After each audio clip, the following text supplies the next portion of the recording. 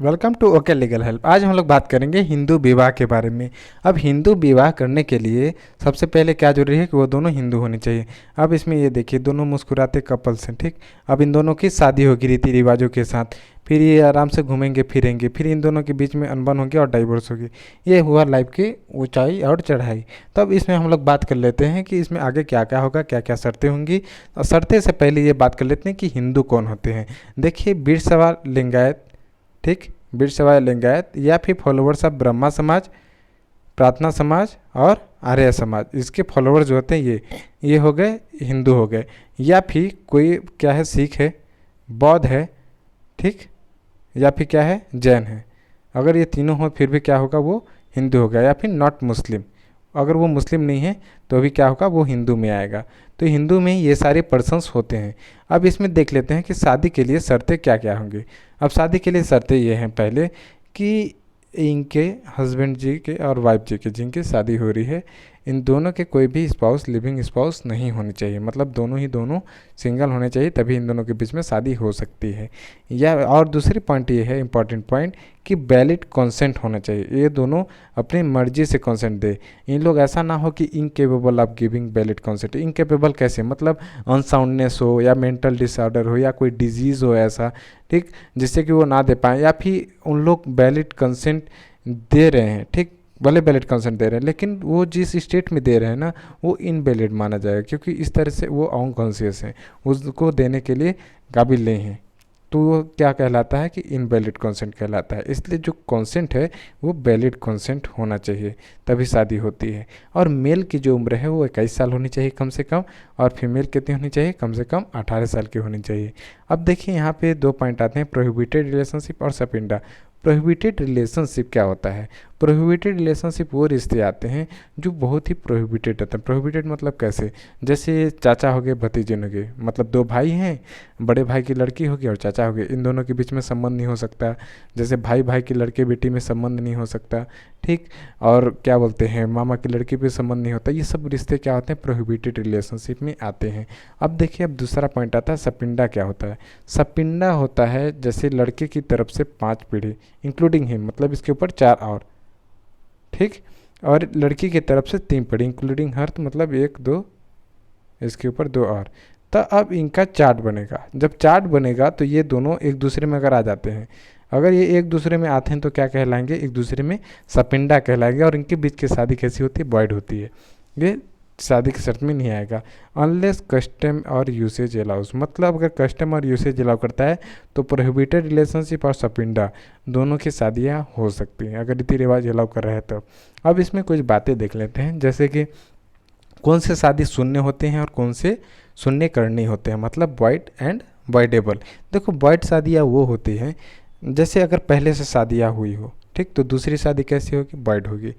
और दूसरी कंडीशन ये है, अगर प्रोहिबिटेड रिलेशनशिप में शादी हुई हो और उनका कस्टम और यूसेज अलाउ भी नहीं करता है, ठीक, तो वो प्रोहिबिटेड रिलेशनशिप कैसा होगा, वो प्रोहिबिटेड रिलेशनशिप बॉयड कहलाएगा। और सपिंडा में शादी हुई हो, मतलब सपिंडा में आते हैं और जो उनका कस्टम और यूसेज है वो भी अलाउ नहीं कर रहा है, तो उन कैसी शादी होगी, वो बॉयड होगी। लेकिन बॉयडेबल क्या होगी, जैसे वो वैलिड कंसेंट नहीं दिया था या नहीं दी थी लड़का लड़की, तब उसकी शादी होती है, तो क्या होगा, ये बॉयडेबल कहलाएगा।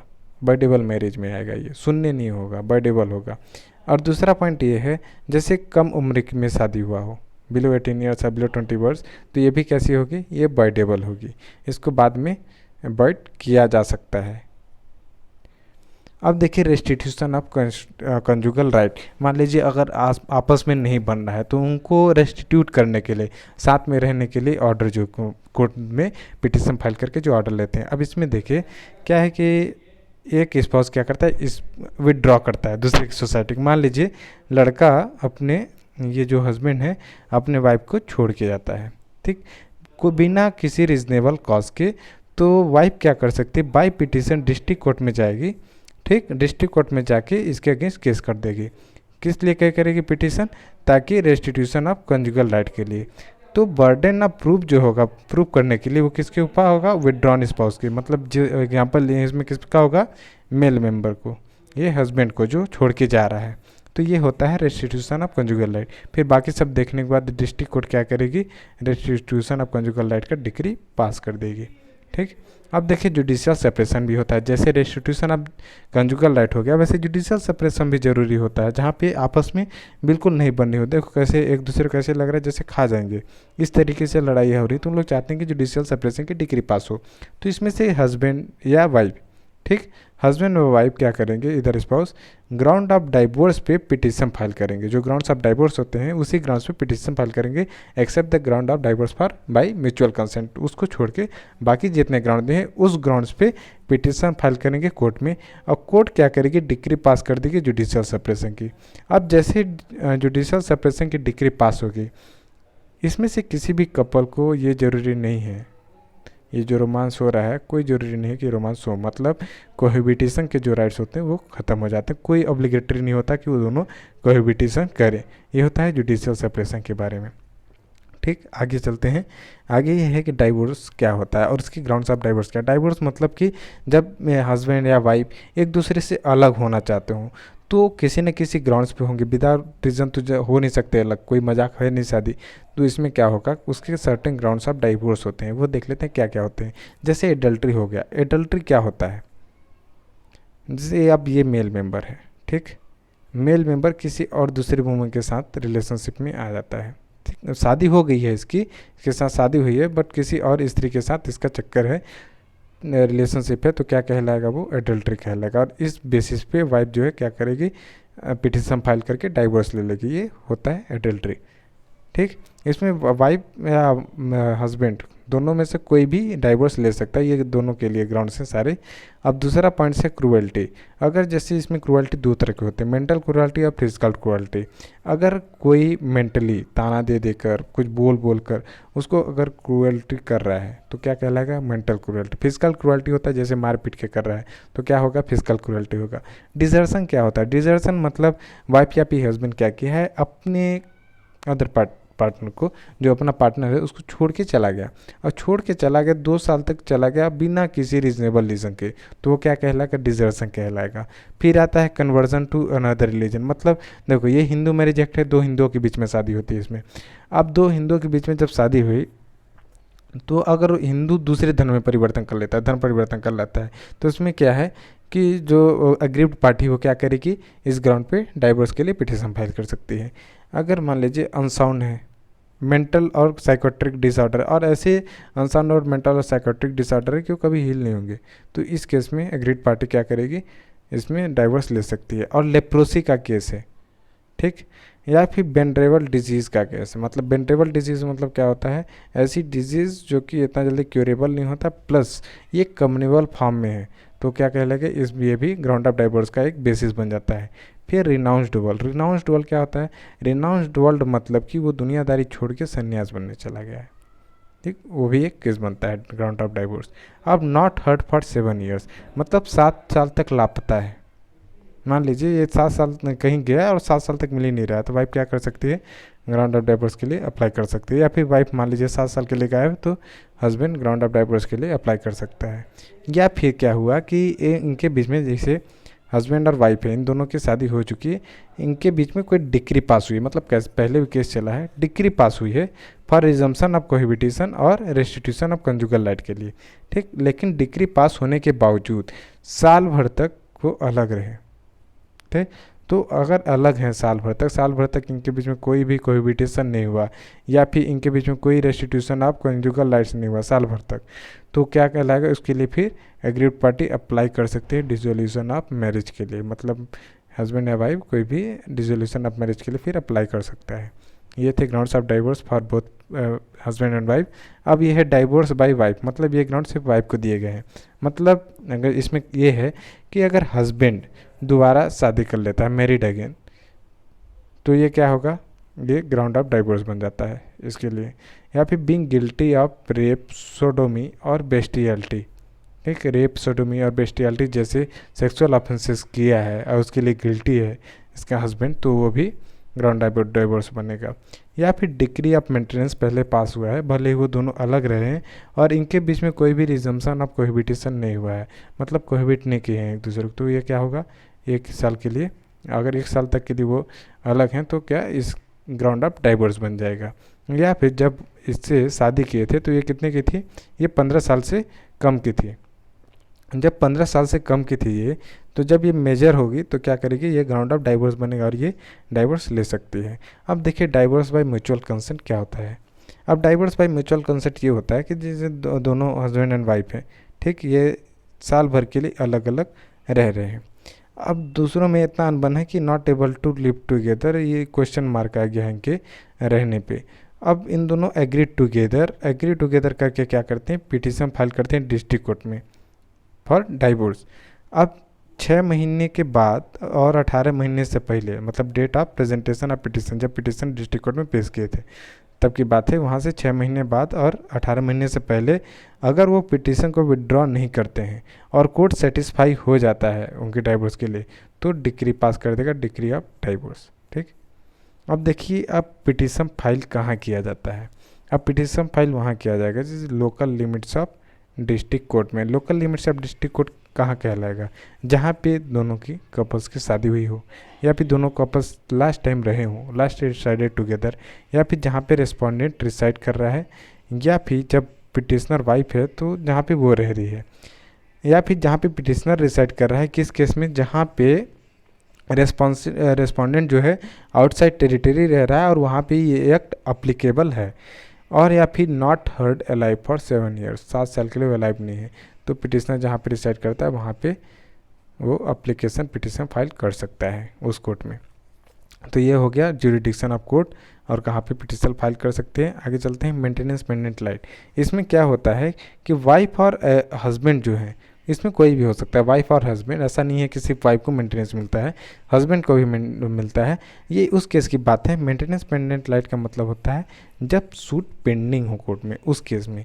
तो यहाँ पे क्या है, वाइफ और हस्बैंड कोर्ट के सामने अपीयर होके एक्सपेंसेस के लिए अप्लाई कर सकते हैं, और इसमें सिर्फ वाइफ नहीं, वाइफ या हस्बैंड, हस्बैंड या वाइफ रेस्पेक्टिवली, अगर वाइफ अप्लाई करी तो हस्बैंड से, हस्बैंड अप्लाई करा तो वाइफ से, वो उस प्रोसीडिंग के लिए, जो भी प्रोसीडिंग के लिए ज़रूरी होगा वो खर्चे लेकिनवा सकता है। ठीक, दूसरे पार्ट अपने कपल से मांग सकता है कोर्ट के सामने अपीयर होके, और अगर उसी केस में मांग सकता है जब उसके पास कोई सफिशिएंट इंडिपेंडेंट इनकम नहीं है, तभी वो उस सूट के दौरान दूसरे पार्टी से क्या करेगा, वो उसके एक्सपेंसेस जितने भी लग रहे हैं सूट को, केस को लड़ने के लिए, उतने एक्सपेंसेस वो ले सकता है। अब एज़ फार एज़ पॉसिबल ये जो एक्सपेंसेस हैं, कितने दिन में ये एप्लीकेशन हो जाएगा, 60 दिन के अंदर ये कंप्लीट हो जाना चाहिए, जो पिटीशन फाइल हुआ है मेंटेनेंस पेंडेंट राइट के लिए। आगे आता है परमानेंट एलिमनी एंड मेंटेनेंस के बारे में। इसमें क्या है कि जो रेस्पोंडेंट है वो पे किसको करेगा, अप्लीकेंट को। रेस्पोंडेंट पे टू अप्लीकेंट। देखो अप्लीकेंट क्या है, वो पिटीशन फाइल किया क्योंकि वो एग्रीव्ड है। अब जो एग्रीव्ड पार्टी है वो दूसरे रेस्पोंडेंट से क्या करेगा, वो रिलीफ के लिए क्लेम करेगा। और इसमें दूसरी बात ये भी है कि जब रिलीफ क्लेम होती है तो ऐसा नहीं है कि जो एग्रीड पार्टी वो रिलीफ क्लेम नहीं कर सकता है, वो भी रिलीफ क्लेम कर सकता है, और उसको क्या बोलते हैं, काउंटर रिलीफ। ठीक, काउंटर रिलीफ बोलते हैं। तो इसमें दोनों पार्टीज ही रिलीफ क्लेम कर सकते हैं। एक पार्टी जैसे रिलीफ के लिए अप्लाई किया, जो एप्लीकेंट है रिलीफ के लिए अप्लाई किया। अब जो रेस्पोंडेंट है, अगर मान लो इसके ऊपर फेक केस है, ठीक, अब फेक केस है और इसको पता है कि जो सामने वाला पर्सन वो खुद हमको तड़पा के अब जाके एप्लीकेशन कोर्ट में लगाए, अब इसको भी काउंटर रिलीफ चाहिए कि भाई हमको इतना तड़पाए थे, अब उसके लिए तुम भी दो। तो यहाँ पे कौन है, काउंटर रिलीफ भी फाइल हो सकता है। ठीक, अब इसमें जो अमाउंट ऑफ मेंटेनेंस है वो कैसे डिसाइड होता है, केस के सर्कमस्टेंसेस को देखा जाएगा, और रेस्पोंडेंट की जितनी इनकम होगी, ठीक, और जितनी प्रॉपर्टी होगी उसको देखते हुए डिसाइड होगा कि मेंटेनेंस कितना दिया जाएगा। और जो मेंटेनेंस दिया जाता है उसको कोर्ट क्या कर सकती है, वेरी कर सकती है, या मेंटेनेंस को मॉडिफाई करेगी या फिर रिसाइन हटा देगी।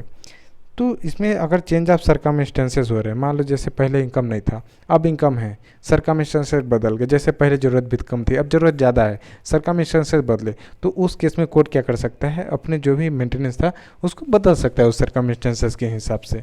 ठीक, या फिर अगर हस्बैंड है, इफ़ हस्बैंड वो रीमैरी कर लेता है और एडल्ट्री में हो जाता है, तो उस केस में उसकी मेंटेनेंस ख़त्म हो सकती है। ठीक, अगर वाइफ है और वो रीमैरिड कर लेती है, मतलब दोबारा शादी कर लेती है और अनचेस्ट है, सीरत से जब अनचेस्ट हो जाएगी तो क्या होगा, वो मेंटेनेंस के लिए वो एलिजिबल नहीं होगी। ठीक, तो ये हो जाते हैं परमानेंट एल्यूमिनियम मेंटेनेंस के बारे में।